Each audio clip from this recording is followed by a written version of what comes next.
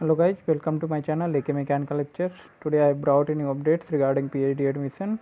Before starting, I request you all please like, share and subscribe my channel. There is advertisement came from IIT Madras for PhD and MS. The starting date of online application is 1st of March 2021 and last date is 30th of April 2021 up to 5:30 PM. Written test और interview का भी date आपको यहाँ पे नहीं दिया गया है, ये आपको आपकी ईमेल आईडी पे प्रोवाइड कर दिया जाएगा। कुछ भी इसमें आपको हार्ड कॉपी वगैरह सेंड नहीं करना है, सारी चीज़ें ऑनलाइन फिल करनी है। अब ये देखिए इसमें कंटेंट दिया हुआ क्या क्या इसमें आपको इसमें देख सकते हो इस इंफॉर्मेशन ब्राउज़र में, पर हम पूरा का पूरा इसमें डिटेल नहीं देखेंगे, बस इम्पॉर्टेंट जो भी है वो सारी चीज़ें। तो इसमें देख सकते हो आपका जो भी है ऑनलाइन एप्लीकेशन उसका फ़ी जो है आपका 100 रुपीज़ है मेल कैंडिडेट के लिए, और जो फीमेल कैंडिडेट है उनके लिए 50 रुपीज़ है, और SC/ST और PWD के लिए भी 50 रुपीज़ है। फिर इसमें आप देख सकते हो एक्टिवेशन ऑफ वेबसाइट जो है ऑनलाइन एप्लीकेशन का वो 1 मार्च से शुरू हो चुका है, और क्लोजिंग डेट भी आपका जो ऑलरेडी मैंने आपको पहले से बता दिया। ये सारी इंस्टीट्यूट का डिटेल्स है, वैसा कोई इम्पोर्टेंट नहीं है। और इसमें आप देख सकते हो कि आप यदि फुल टाइम के लिए आप अप्लाई कर रहे हो तो इसमें आपको स्टाइपेंड मिलेगा, और वो स्टाइपेंड आपका है 35,000 पर मंथ। स्टार्टिंग का फर्स्ट 2 ईयर आपका 31,000 है, और लास्ट का जो 3 साल होता है उसमें आपका 35,000 है। और इसमें आपको ये देखिए एक नोट में ब्लैक कलर से हाईलाइट किया हुआ, they should work for 8 hours per week in the department to earn this assistantship. Renewal of assistantship every semester will be contingent on enrolment, satisfactory progress in research work and good performance during the preceding semester in the discharge of responsibility as research assistant. और MS जो भी यहाँ से करना चाहते हैं उनके लिए है 12,400, ये आपको 2.5 साल तक के लिए दिया जाएगा। इनसे only other scholarship like UGC, JRF, CSIR, JRF और DBT, JRF, NBHM, Inspire etc. may also apply for those who had qualified in this scheme, and if you are admitted under any one of the scholarship then the amount of fellowship will be as per the norms of funding agency। जो भी आपका funding agency है वो कितना provide कर रहा है उस पर डिपेंड करता है। इसमें एडमिशन विदाउट असिस्टेंटशिप भी है। If you candidate may also be considered for admission to PhD और MS programme without assistantship under regular category. The eligible qualification are same as for regular HTRA candidate except qualifying in national level examination. जो eligibility है वो आपका same है जो कि full time assistantship के लिए है। बस उनको क्या करना है, आपका जो नेशनल लेवल एग्जामिनेशन गेट या नेट वगैरह जो भी है उसका कोई रिक्वायरमेंट नहीं है। Such candidate have to enclose a letter along with the application form stating that they may be considered for admission even without assistantship। तो आपको एक लेटर उसमें इनक्लोज करना पड़ेगा। Candidate selected from HTRA list can move to HTRA and revert back to HTRA later। Candidates selected from HTRA list can move to HTRA category only after requiring appropriate additional qualification। तो इसमें यदि आप without assistantship में हो तो आप assistantship में convert भी हो सकता है, यदि आप जो भी उसका नेशनल लेवल एग्जामिनेशन है वो आप क्वालिफाई कर लेते हो तो।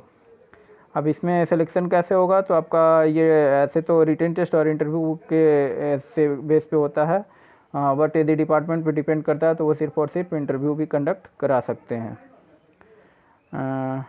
यहाँ पे देख सकते हो for candidate who have obtained UG और PG qualifying degree 10 years earlier as on the last date prescribed for receipt of completed application a department test will be conducted।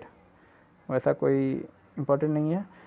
Reservation आपका जो भी EWS, OBC, NCL या SC/ST के लिए है या person with disability के लिए जो गवर्नमेंट का नॉर्म्स है वो यहाँ पे भी फॉलो होगा।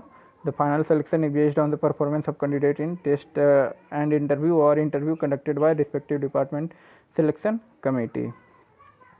ये आपका फीस का है पूरा डिटेल, आप इसका स्क्रीनशॉट ले लेना। Teaching assistantship for attending interview for PhD और direct PhD programme. Candidate call for PhD or direct PhD interview under HTRA category will be paid second sleeper class single to and fro rail or bus fare from their place of residence to Chennai by shortest route। आपको interview के लिए ये convince भी आपको provide कर देंगे। Completing the qualifying degree and production of provisional certificate. जो भी इसमें पीएचडी या एमएस प्रोग्राम आपका जुलाई से दिसंबर या जनवरी से have to submit their original marks along with provisional certificate at the time of admission. They should also produce their required degree certificate for having passed the qualifying examination within 3 months of registration from the date of registration, that is on or before 30 September 4th July admission और 31 March for January admission। आपका जो required degree certificate है वो भी आपको इस duration में आपको सबमिट कर देना है। जो भी ओरिजिनल डॉक्यूमेंट है वो आपको इंटरव्यू के टाइम में आपको वहाँ पे प्रोड्यूस करना है। ये सारी चीज़ें हैं। इसमें एडमिशन देख सकते हो कितनी कैटेगरी का है। Regular scholars with institute fellowship और विदाउट इंस्टीट्यूट फेलोशिप। फिर वो ये चीज़ तो आपको बता ही चुका हूँ। जो नॉन टीचिंग असिस्टेंटशिप में वो कन्वर्ट भी हो सकते हैं हाफ टाइम टीचिंग असिस्टेंटशिप में। फिर इसमें देख सकते हो ये तो फर्स्ट हो गया। सेकंड है आईआईटी मद्रास प्रोजेक्ट स्टाफ। यदि प्रोजेक्ट स्टाफ कोई हैं तो वो भी डायरेक्ट पीएचडी में अप्लाई कर सकते हैं। Research scholar sponsored under QIP के थ्रू यदि कोई रिसर्च स्कॉलर हैं तो वो भी अप्लाई कर सकते हैं। परमानेंट स्टाफ मेंबर वो भी इसमें अप्लाई कर सकते हैं। कोई research scholar under external registration apply करना चाहता है scheme sponsored by and employed in the industry और ऑर्गेनाइजेशन तो वो भी पीएचडी के लिए अप्लाई कर सकते हैं। The candidate must have at least 2 year experience except the candidate employed at IIT Madras research park and currently holding a regular position. जो यहाँ पे वर्क नहीं कर रहे हैं उनके लिए जहाँ भी वो वर्क कर रहे हैं वहाँ पे 2 year का एक्सपीरियंस मस्ट है। Research scholar under part time registration scheme from a reputed university और institution they should have at least 2 year experience except the candidate employed at IIT Madras research work.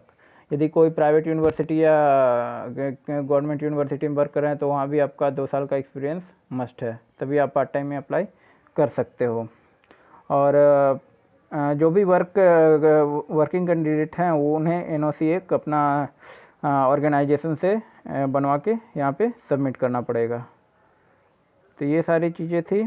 अब बाकी एमएस का है तो एमएस का भी लगभग सेम ही चीज़ है। स्टार्टिंग का ये सब जो आप देख सकते हो विथ इंस्टीट्यूट फेलोशिप और विदाउट इंस्टीट्यूट फेलोशिप ये कन्वर्ट हो सकता है जब वो एक्वायर कर लेगा appropriate additional qualification.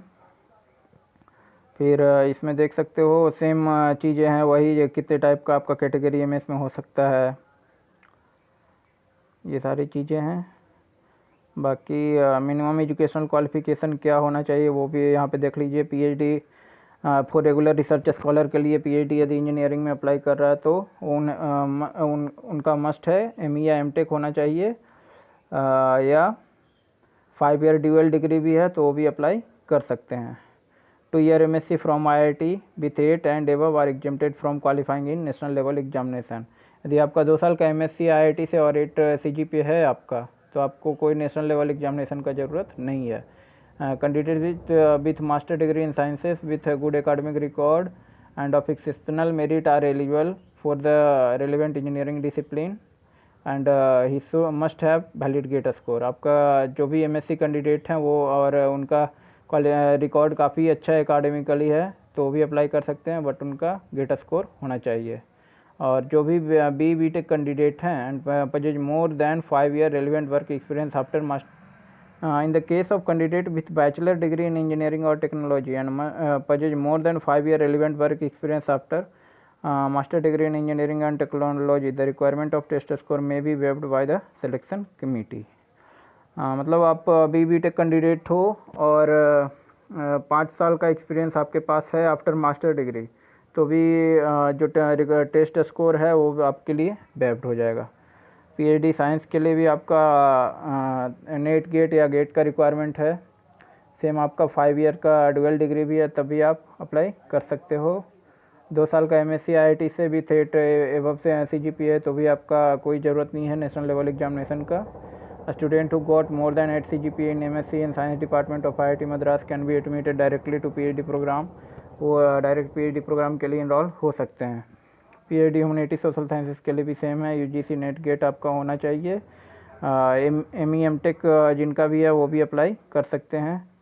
At least 3 year of experience in research और industry in lieu of every examination. This clause is applicable only for non HTRA candidate. जो भी टीचिंग असिस्टेंटशिप में नहीं है उनके लिए वैलिड है। 3 years का एक्सपीरियंस रिक्वायर्ड है उनके लिए। फिर मैनेजमेंट का यहाँ पे देख सकते हो मास्टर डिग्री और 2 year PG diploma in relevant discipline आपका होना चाहिए। And bachelor degree with good academic record. Minimum 5 year of under graduate and post graduate education होना चाहिए और 5 year इंटीग्रेटेड मास्टर डिग्री होना चाहिए। मतलब जिनका भी डुएल है उनके लिए है। गेट या CAT UGC JRF NET CSIR JRF कोई भी होना चाहिए ताकि आप फेलोशिप वगैरह जो भी है वो अवेल करा सको। तो ये सारी चीज़ें इम्पॉर्टेंट थी। बाकी ये काफ़ी लंबा हो जाएगा यदि मैं पूरा डिटेल में गया तो। बाकी ये कई सारे एरियाज़ वगैरह हैं इसमें जिसमें आप अप्लाई कर सकते हैं। ये सारे देख सकते हो डिफरेंट एरियाज है सारे ब्रांचेज का। तो यदि आपको उसमें फॉर्म अप्लाई करते टाइम कोई ज़रूरत है तो इंडिविजुअल ब्रांचेज का वहाँ से देख के किसी भी एरिया में आपको PhD करना है या MS करना है वहाँ से आप देख के आप फिल कर लेना। मैं इसी के साथ वीडियो एंड कर रहा हूँ। धन्यवाद।